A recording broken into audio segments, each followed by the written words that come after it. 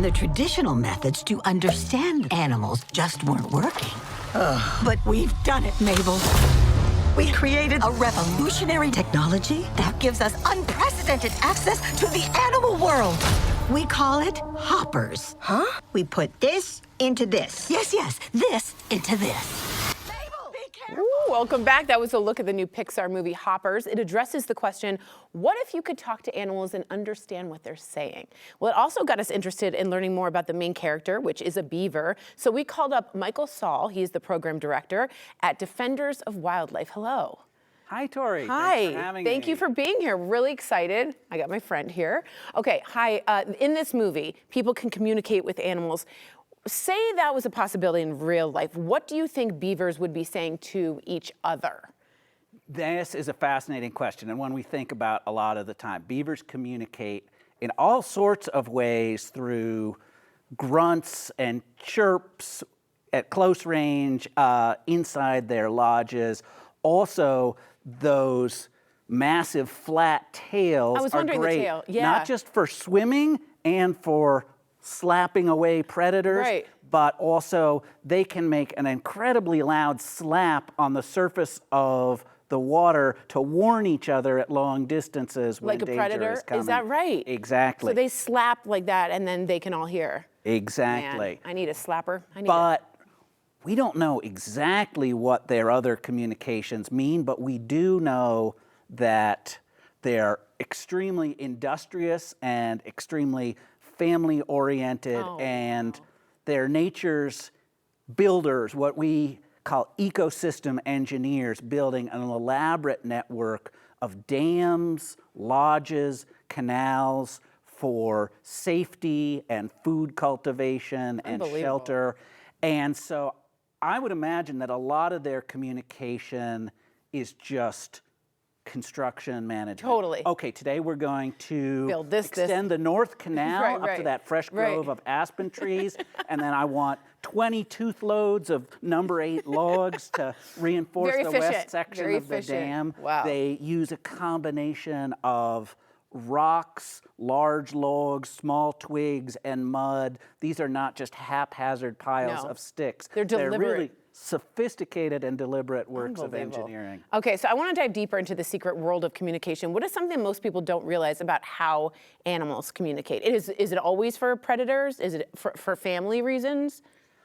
That is a great question. So many animals have intricate and fascinating systems of communication, from bird songs to Dolphins. the complicated, language of dolphins and whales. But one example you can see right here on the Front Range that has one of the most fascinating communication systems in the animal kingdom is a relative of the beaver, the prairie dog. Oh, the guys that pop up. Exactly. Yes.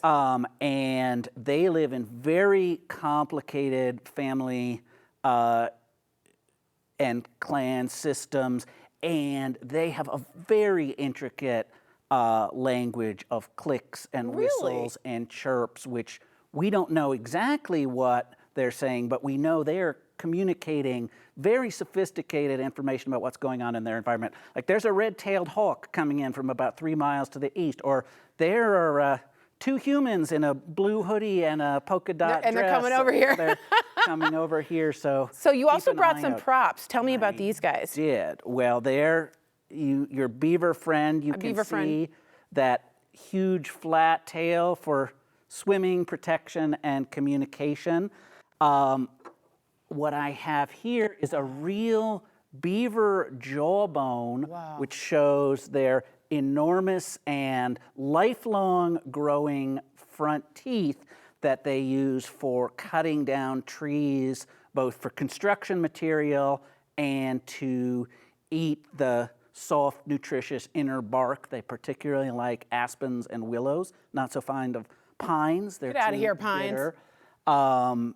And you can see also the molars in the back. They have 2 sets of lips, one in front and then a back fur-covered set of lips, behind those front teeth, so they can seal their mouths while they're swimming underwater, at the same time transporting a huge mouthful of sticks for construction materials. Unbelievable. Okay, now we have some trivia, and I think the kids helped write this. Is that right, you guys? No, it's all you? All right, let's take a look. You give me. All right. All right, here we go. Question 1. Beavers' teeth are naturally orange. True.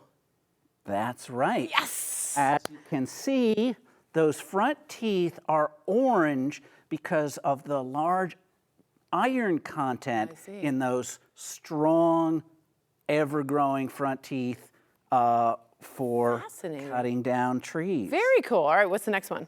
Next question for you. Beavers live in the dams that they build. I think false.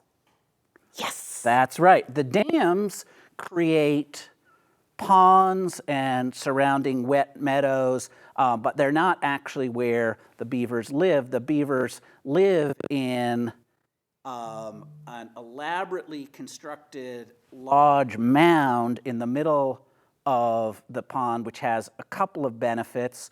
One, they're safe from predators because of the moat around it.